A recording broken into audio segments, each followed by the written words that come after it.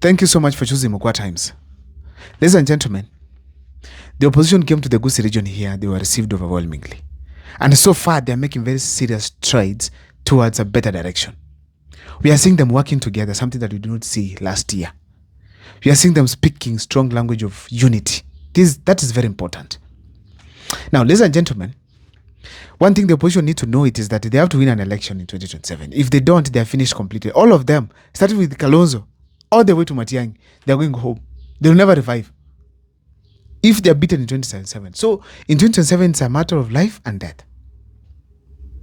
When it comes to us as Kenyans, if William Ruto is not taken home, then most of the presidents who are going to come in the future, unless the Gen Z change, registers voters and decide to vote, then, ladies and gentlemen, leaders are going to seriously mess up this country.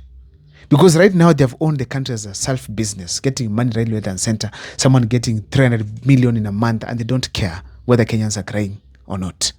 Schools, kids not going to school, hospitals not working, but they're getting money each and every day. And still, if Kenyans go ahead to vote them in, despite this kind of arrogance, then we as Kenyans, we are going to suffer more and more going to the future. Because you can't tell me a leader steals what you are seeing, and then he comes to vote for you, to ask for your vote. Then you give him your vote without thinking. That is completely insane. So the fact remains that the way things stand today, the opposition have to win 2027.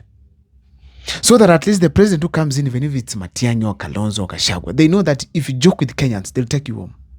That is very important. Now, who can be the flag bearer in the opposition? The fact remains the contest is between Dr. Stephen Kalonzo Musyoka and Dr. King of Fred Matiang'i. Gachagua, the way things indicate, he might decide to become a kingmaker. But if this opposition decide to disintegrate, Gachagua will be at the ballot. Na hakuna kitu mtamwambia. And he will be number 2 or number 1. If you guys don't know that, just know it. So, ladies and gentlemen, Kalonzo or Matiang'i? That's what I want to take you through on this particular video. But before I do so, if this is the first time you're watching my videos at Mukwa Times, kindly make sure that you subscribe, like, and comment, because that is the best support you can always give this channel. The facts I have to take you through first is this. Once they choose a flag bearer, for them to be complete, the running mate position must come from outside the opposition. A youth somewhere, Ndindi Nyoro, Edwin Sifuna, or someone. If they go ahead to choose themselves again, Kalonzo is the flag bearer, Matiang'i is the running mate, or Matiang'i is the flag bearer, Kalonzo is the running mate, or maybe Eugene Wamalwa is the running mate, or they're messing up. They don't get the support of the youth. Because it will not be the real change. Just having the same monkeys, just changing the forest. So we need to say something different in the opposition. And that different thing will be made from the running mate position. For them to beat William Ruto. Assuming Sifuna is the running mate to any of the opposition leaders. That's a win very early in the morning. So let me go straight to who can become the flag bearer. First of all, for Dr. King of Fred Matiang'i to be the flag bearer, Jubilee has to break from the united opposition. Jubilee has to break. They chart their own path. Though they're in opposition, but they're independent. They look for their money, their vehicles, their support, their campaign machines. They do campaigns in this country because they've done it before. If they have money, they go for it. That's the only way Dr. King of Fred Matiang'i can be at the ballot. Because it cannot work that Matiang'i, Kalonzo, Gachagua, and Tembea, they sit at the table and agree that Matiang'i is the flag bearer. On what basis? With this selfishness that we have in this country, it cannot work. That one we have to agree here. So for Matiang'i, if he wants to be at the ballot, let him go independent as the Jubilee Party. And that is the safest way for him. Why? He has not been in election before. So the first thing that he needs to do is to first show what he's capable of. So if he misses that the ballot, what will he tell the people who support him across the country? What will he tell the people? Because he was called to come on board. How will he decide to miss? That is number 1. Matiang'i has to go with the Jubilee Party independently. Number 2, if they decide to be united and decide to negotiate for who becomes the flag bearer, we must agree here that there are only 2 things they are going to use. It's not scientific method you guys are thinking of. Matiang'i, stop it. There's nothing scientific. We have to be very simple, straightforward, and clear when it comes to choosing a flag bearer. There's nothing scientific here. Because we've seen how elections have been. If it is science, then Raila could be the president today. Because every science was showing that Raila was to be the president in 2022. So, ladies and gentlemen, there are only two things that will determine who will win the presidency. Number one, acceptance by the people. Number two, numbers. The third one, it comes as a supplement, finance. If you look at the opposition, there are two people who are accepted by the people across the country nationally, Matiang'i and Kalonzo. Kalonzo, nobody complains about him. People only don't trust him to some extent. But I know if Kenyans decide to trust him, they can. Kalonzo, nobody complains about him as such. No corruption, no nothing. So these people are accepted across the country. So they both qualify. They can vie for the president as flag bearers, yes, of the opposition, united opposition. But now, which one is the reducible minimum? Numbers. Who brings more numbers on board? The Mount Kenya has decided they're going to support the opposition. Then the opposition sit down and give a presidential candidate. They support that. Now, we have 5.2 million votes. Matiang'i does not have more numbers than Kalonzo. First, on the community. Second, on what Kalonzo can attract and what Matiang'i can attract. Let me fafanua that. Kalonzo has almost 3 million votes from the Kamba region. And he has proven he can be able to bring these numbers on board. So that is a sure bet. If Kalonzo is chosen, we'll have 5.2 plus 3 million votes from the Kamba region. That is 8. Secondly, Kalonzo can attract the opposition side of Edwin Sifuna and Babu Owino. That is a group that is independent but very smart. So if they decide to support Kalonzo, I'm telling you, Luos will vote for Kalonzo. Because Kalonzo stood with them how many times? 3 times. Unconditionally. And even when Raila Amolo Odinga lied to them and cheated them and jumped into government, still they kept the faith, loyalty, stayed with Raila to the end. Kalonzo has all reasons to get the Luo Nyanza votes.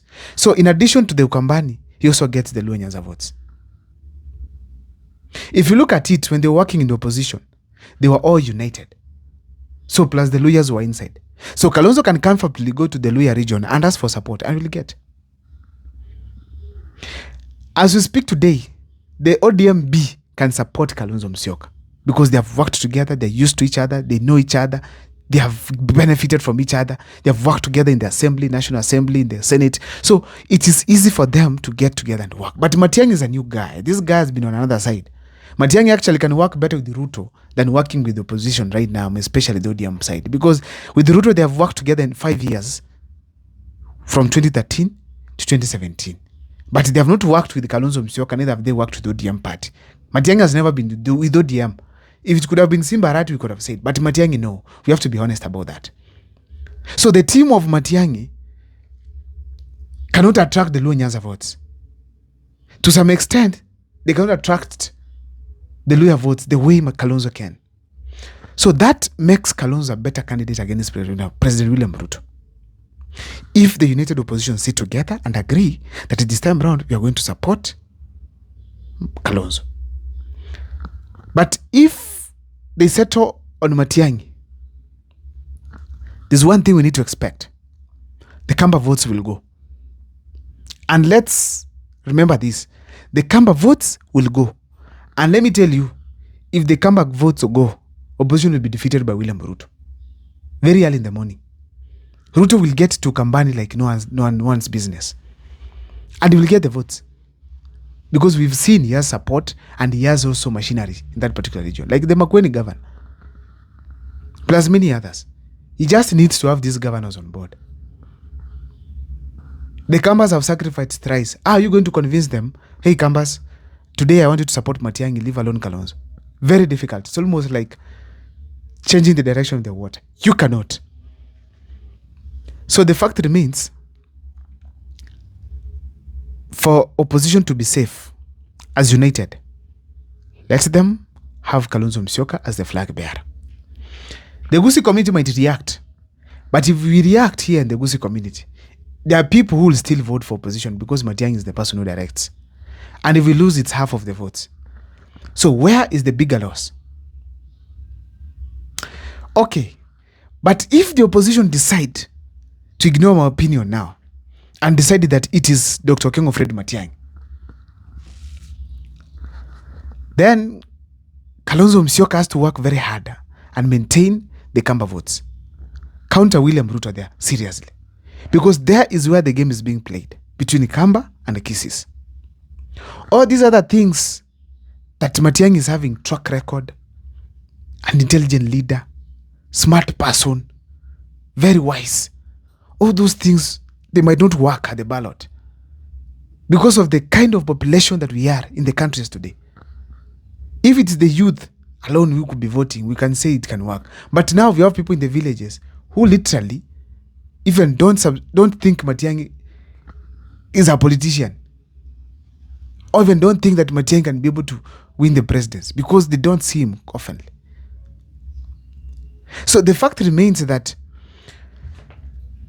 the opposition, they have to be very practical, very simple in their thinking for them to beat William Ruto. This is a matter of life and death for the political future of the young people and of this country. If Matiang'i ends up at the ballot and Kalonzo ends up at the ballot, William Ruto is not safe. So, as I have said before in other videos, let the opposition produce a third force. Let there be a third force to take care of the Luhya votes. Because the Luhya votes are many, and there is where William Ruto is banking on to win an election in 2027. So once it's taken care of, it's over. Let the coastal region be looked at. That's the region William Ruto is also banking on. They want to have their own party. But opposition can move fast and do something good from that particular region. The game of numbers, that is what is going to work in 2027. Leave alone all these other good things that we have as leaders. Vocal people, having people with integrity, super track record of Matiang'i.